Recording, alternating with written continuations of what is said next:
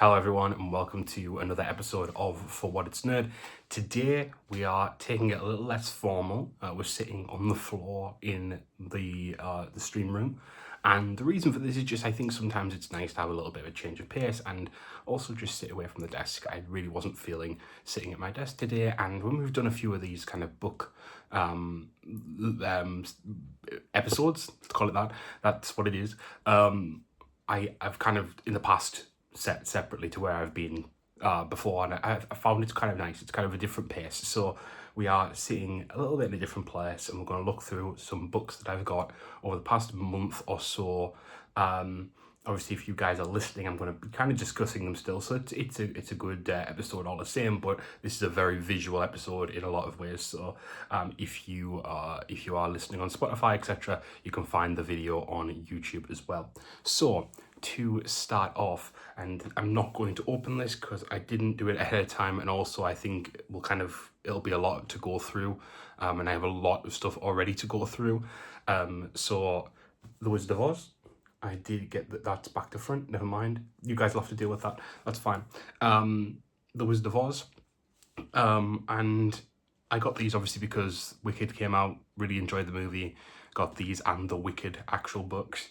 I remember obviously watching The Wizard of Oz when I was a kid, but I never really read the books, never really had anything to do with the books, so I wanted to get the collection and read up on some Wizard of Oz lore. I think it'll be really interesting to see the differences from the books to the movies.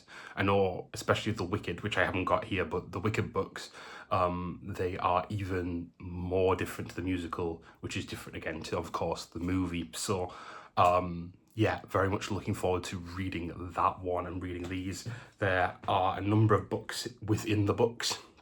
It's like lots of short stories put together. This is the complete collection though. So you have The Wonderful Wizard of Oz, of course. You have The Marvelous Land of Oz, Ozma of Oz, that's the first book. Then you have The Emerald City of Oz, The Road to Oz, Dorothy and the Wizard in Oz, sorry. That's book number 2. The Patchwork Girl of Oz, TikTok of Oz, The Scarecrow of Oz, book 3. Book 4, Rinkatink in Oz, The Tin Woodman of Oz, The Lost Princess of Oz, book 4. And then The Magic of Oz, Glinda of Oz, and The Royal Book of Oz. And that finishes the collection with number 5. So yeah, very interesting. I also love the art. It's great. Really, really cool. Perfect for the display, which we're going to be changing soon. But yeah, lots of stuff to change around on there. So we also have, as always, some of our Marvel Legendary Collection books. And first off is Stark Resilient.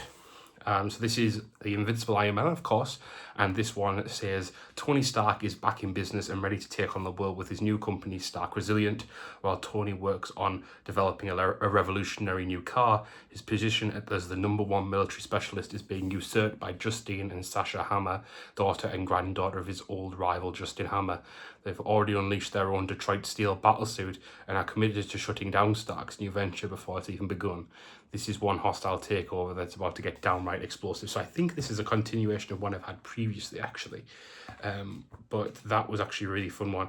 And I've got to say, some of the art in this looks really good. It's got kind of that, like, it's got very bright colours. I prefer when comics have bright colours, especially when it's not oversaturated. And there's still good shading in it. You can see even I like it when it's light. I like when a comic looks like that. Looks gorgeous. This panel here, really nice. So that is Stark Resilient.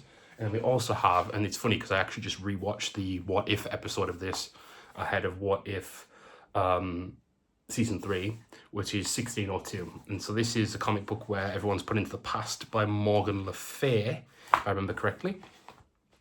The year is 1602, Queen Elizabeth is dying, England is in turmoil, and strange men and women with peculiar abilities stalk the land. As Virginia Dare, the first child born in the new world, returns to the old, traitorous elements make their move against the crown. In a bid to prevent further upheaval, Sir Nicholas Fury, the country's chief spy, sets out on a quest to retrieve an ancient artifact, the lost treasure of the Templars. Together with his assistant, Peter Parquois, he finds himself drawn into a treacherous plot that could bring about the end of days. I'm pretty sure it's Morgan Le Fay. I'm pretty sure. But yeah, so this will be a really interesting read, because I've read parts of this before, and then I think I kind of put it down at one point. Now, if I remember correctly, yeah, this is written by Neil Gaiman, which is a little bit controversial more recently because there was a few allegations against him. But, you know, older stuff you kind of have to separate a little bit. Buying new stuff is a little bit different. This is obviously part of the collection, so I totally understand that, you know, I didn't know that was going to be part of the collection. So in a way, yeah, it's a little bit problematic in a sense, but what can you do, right? So that's that, and then we have some more Batman books at the moment. I got a few of these a while back, and then I haven't really shown you guys them. So we have Hush Part 1, which I've been looking through some of these, and they have really great art just through and through. I mean, look at that. You don't have to say anything more, really, do you know? That Batman silhouette is like incredibly iconic. There you have some of Killer Croc as well. Again, this is all back to front at the moment. I might be able to flip it round. Hopefully I can. If I can't, deal with it. You guys are looking at the books. I'm talking about them. It's fine. So this one, Gotham City is infected by a crime epidemic. Let me try that again.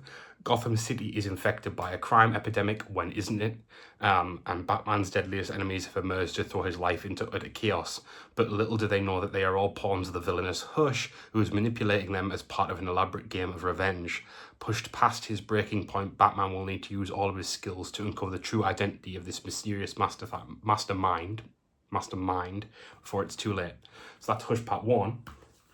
And then I also have Hush Part 2, who also features Nightwing on the cover, and also has Robin as part of the issue as well.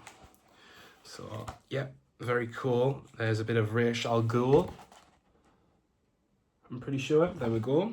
So lots of Bat villains, Catwoman in that one as well. So very excited to pick that one through. I've been really negligent of reading stuff recently, but I've started reading some of these now. I'm reading S04E01 at the moment, which, funnily enough, I was reading it, and I've shown you guys that one previously, I'm pretty sure, but it ended up being that I didn't realise until like sort of near the end of it, but it was actually pretty much the story of Robert Pattinson's Batman, Battinson, if you will, with what's his name?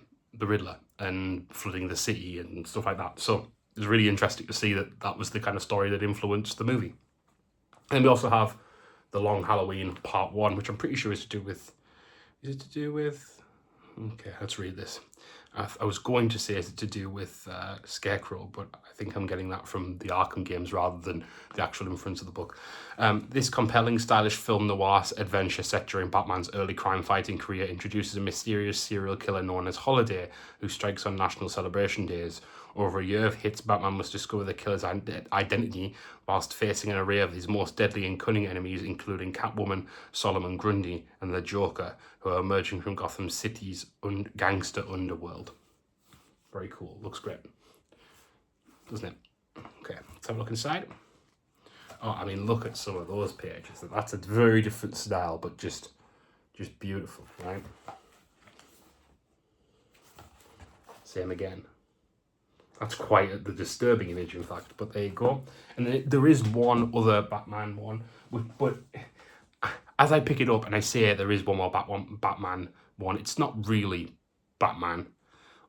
He's in it, but Flashpoint. So this to clarify, the Legend of Batman is the series, so to speak, but I think it's obviously adding some Justice League stories in there for the sake of, you know.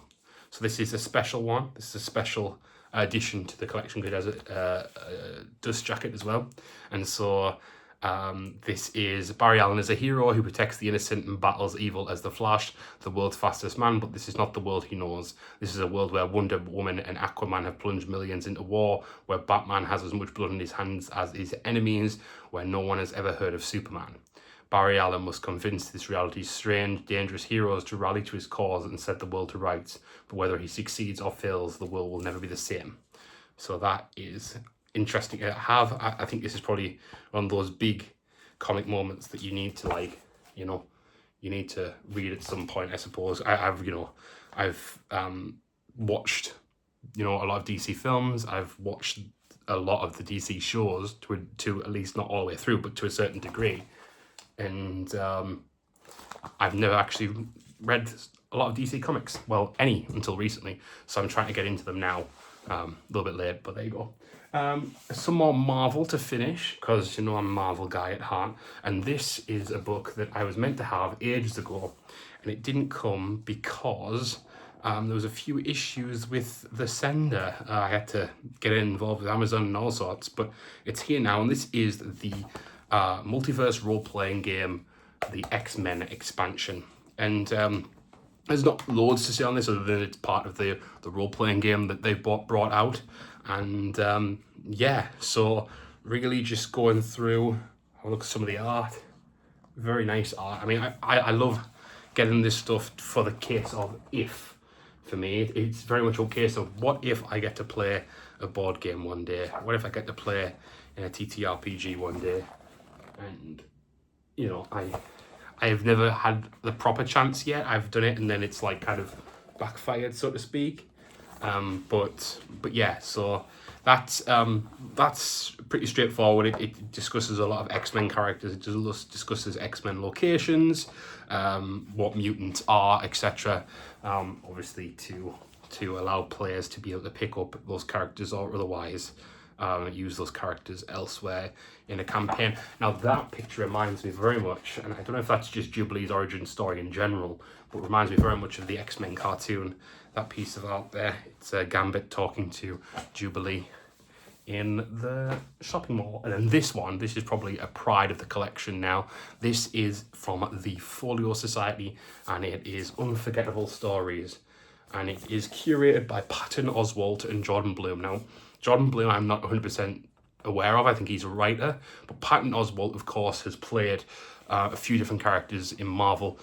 Namely, oh my gosh, Agent Koenig, that's the name, there we go, in Agents of S.H.I.E.L.D. and MODOK as well. I'm pretty sure he's played someone else at some point as well, but I can't remember off the top of my head.